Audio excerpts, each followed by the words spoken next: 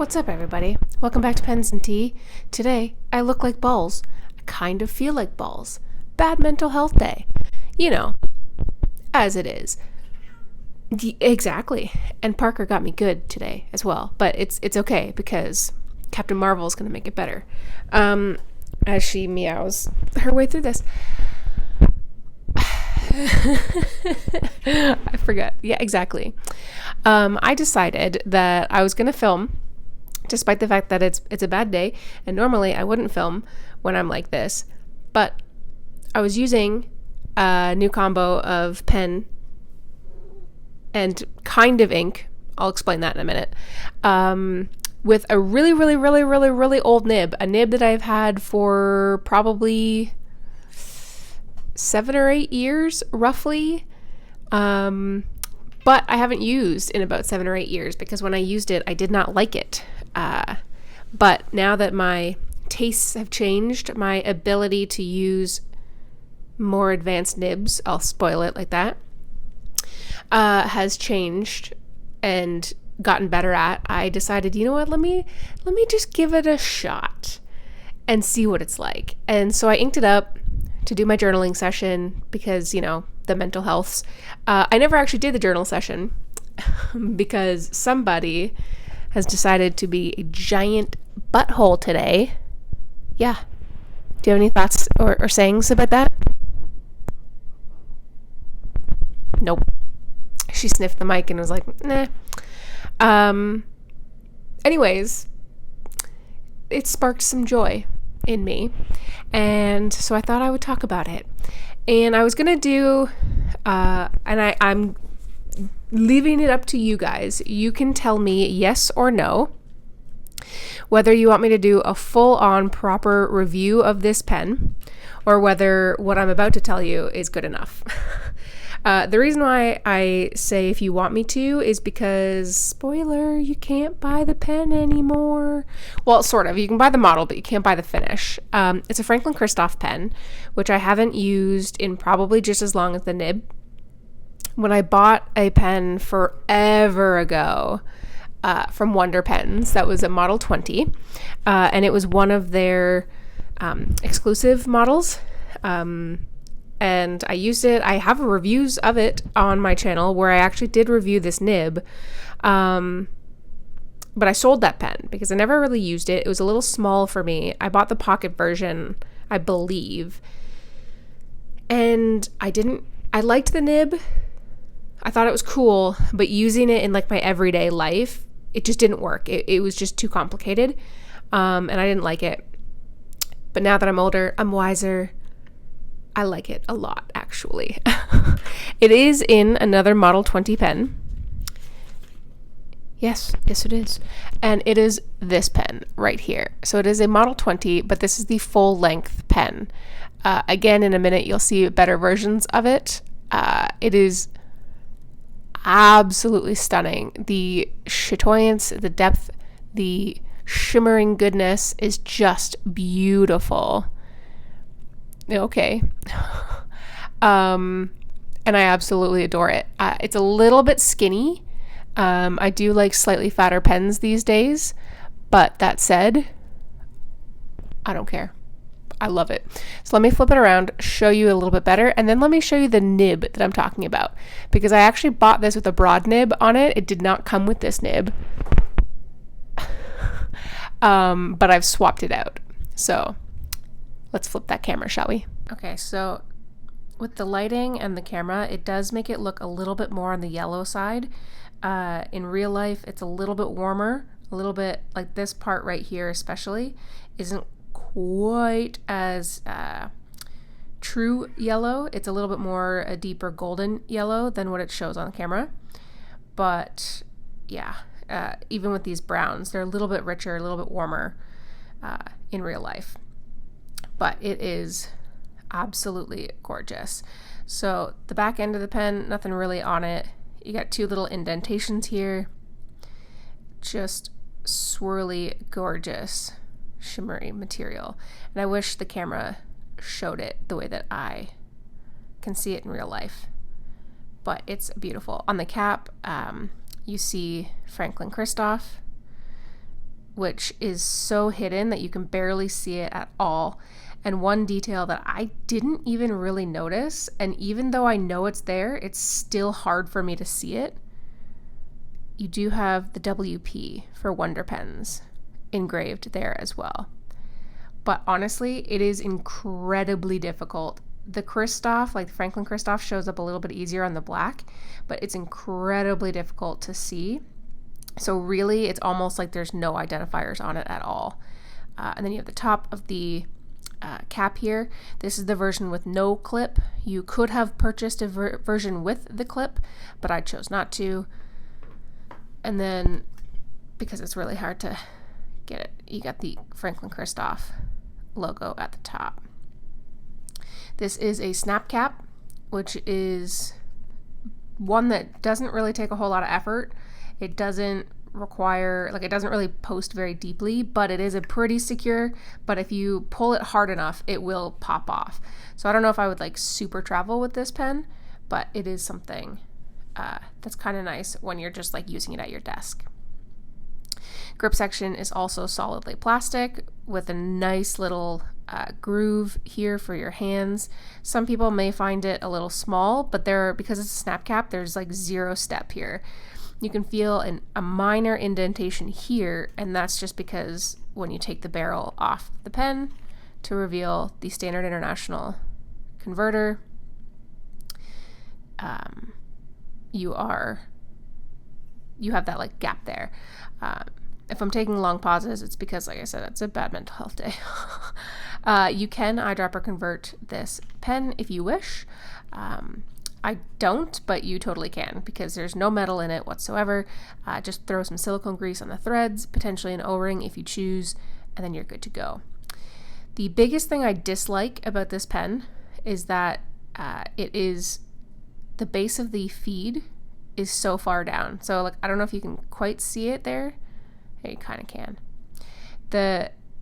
This whole portion right here, the nib is actually set in.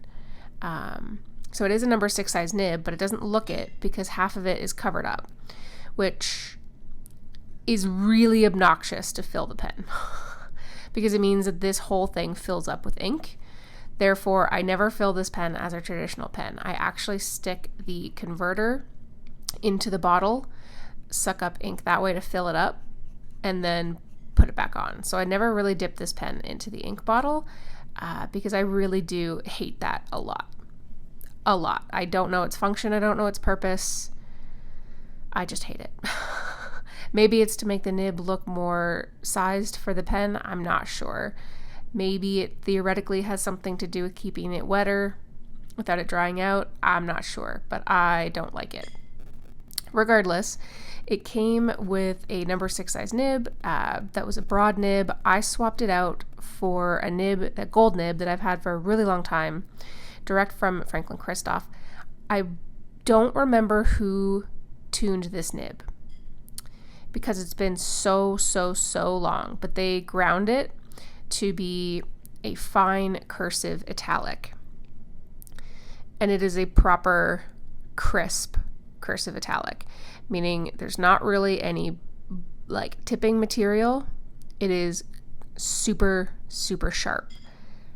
And that's probably why I didn't like it right off the bat, because if you don't hold it in just the right way, it is sharp. So let me move over here.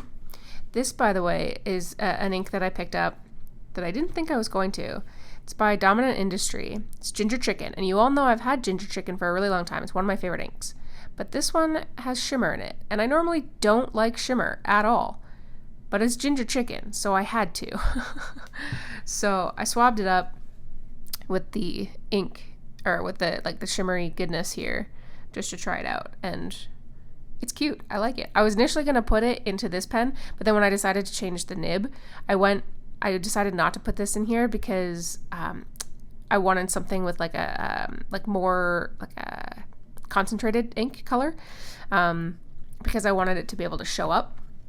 So I went with Diamine Oxford Blue, And okay, good, it's still going. I was like, this has been waving around uncapped for a while, so I didn't know how it would work.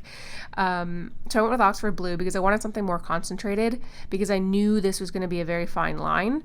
And this ink can get very, very light without like a heavier flowing pen.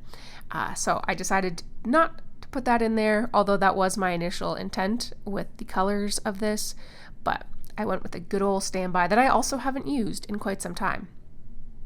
So again, Franklin Christoph, Model 20, crisp metallic nib. Like I said, it is a grind by, but I just cannot remember who it is.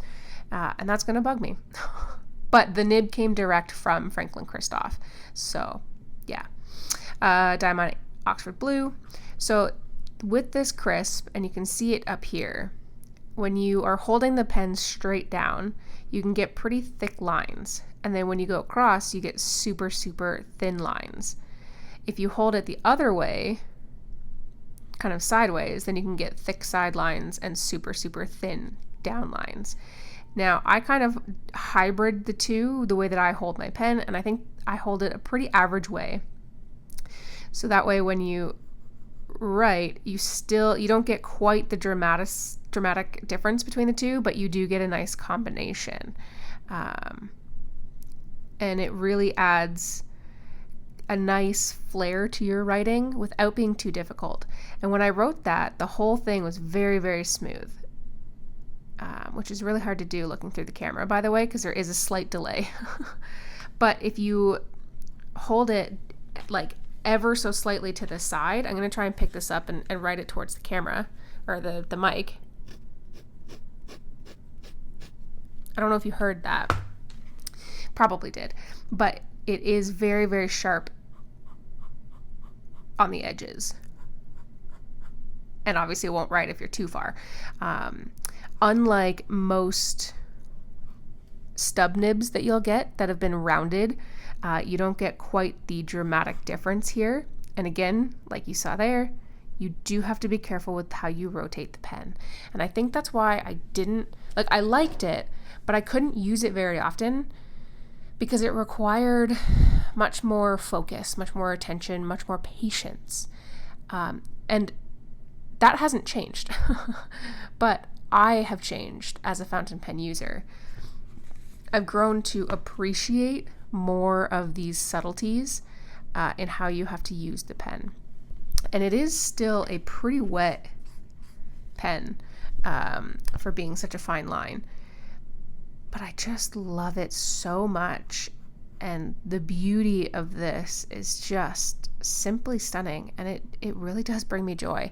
And I'm so happy that I never sold this nib, because I've thought about it many times. Because again, it's been years that it's just been sitting in my drawer, because I just remember not really ever wanting to use it because it just required too much work. And I just decided, screw it, I'm gonna do it. And my goodness, I adore it. So I highly recommend that you check it out. These nibs, I'm sure you could still get custom ground. You don't necessarily have to do it from Franklin Christoph. Just really any nib tuner can do like a crisp grind. I really do recommend that everyone try it out. Maybe once you're beyond, like if you're an absolute beginner, maybe not. I wouldn't even call this advanced anymore. I would say that this is pretty intermediate. But if you absolutely love stub nibs and you want to take that a little further, then definitely check out one of these because it is glorious. And of course, I just also love the pen and appreciate the pen. I don't believe that Wonder Pen has any more of these in stock, but Model 20s are still around, so you can definitely pick that up if you wish. Let me know if you've ever used a crisp metallic nib before and what your thoughts were. Were you like me, where you didn't like it at first, but you kind of grew to appreciate it over time? Did you like it instantly? Did you hate it and still hate it? Whatever your thoughts, let me know in the comment section down below. If you have watched this far in, write the word tooth down in the comment section below. Hit the like, hit the subscribe, all of the things that YouTubers need. And as always, I'll see you next time. Bye.